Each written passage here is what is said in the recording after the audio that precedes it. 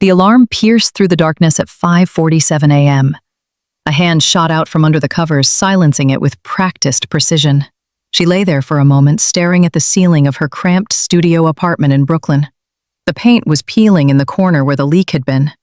Outside, the city was just beginning to wake up, garbage trucks groaning, distant sirens wailing their endless song. Her name was Chen, and she was 23 years old. She rolled out of bed, her feet hitting the cold wooden floor. Her hair, that was the first thing people noticed about her now. She'd cut it herself 3 weeks ago, standing in front of the bathroom mirror at 2 a.m. with kitchen scissors. It was a choppy, uneven pixie cut that fell just above her ears, shorter on the sides. She'd done it after another nightmare, another night of seeing their faces. Before everything changed, Maya had been a graduate student at NYU, studying folklore and mythology. She'd spent her days buried in ancient texts, her nights working part-time at a comic book shop in the Lower East Side. Life had been simple, predictable. She'd wake up at 8, grab coffee from the bodega on the corner, always the same order, black with 2 sugars, then head to the library where she'd lose herself in stories of heroes and legends. $2.75, the bodega owner would say every morning. "Keep the change, Mr. Patel," she'd reply, smiling. That was 6 months ago, before the night that tore everything apart. Now Maya moved through her morning routine like a ghost. She pulled on her running clothes, black leggings, a gray hoodie worn thin at the elbows.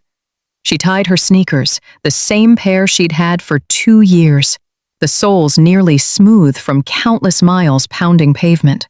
She ran every morning now, through the empty streets, past the closed storefronts with their metal gates pulled down like sleeping eyelids. She ran to forget. She ran to remember. She ran because it was the only thing that kept the rage from consuming her entirely. The city passed by in blurs of gray and brown. Her breath came in steady clouds in the November cold.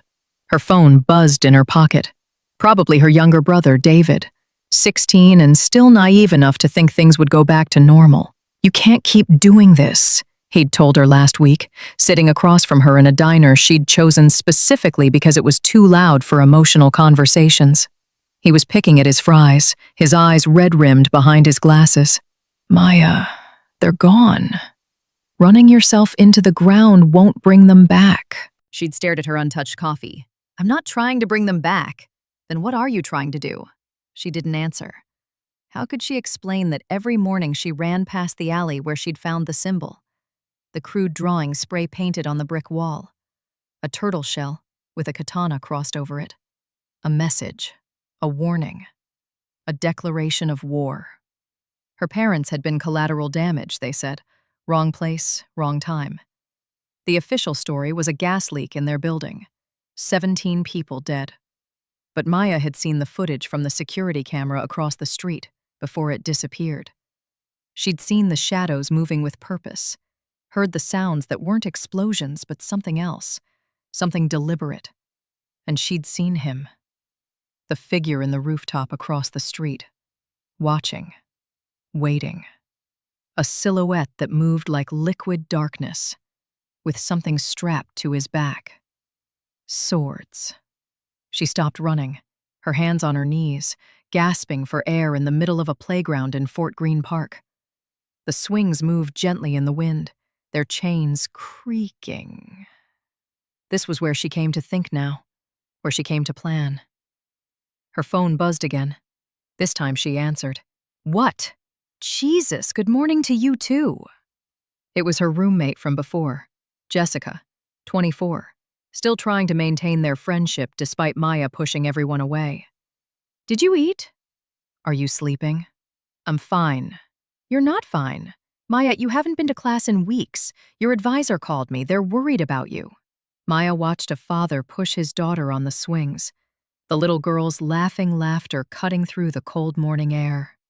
I withdrew. Silence on the other end. Then, "What?" "I withdrew from the program. Last week." "Maya, I have to go."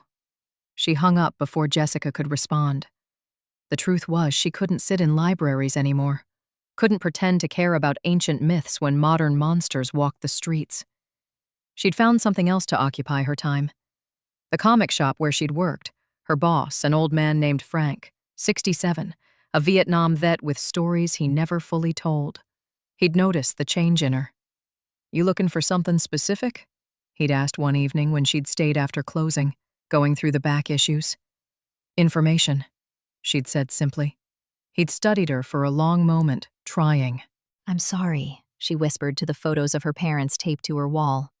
Her mother, 52, who'd taught high school English and always smelled like lavender.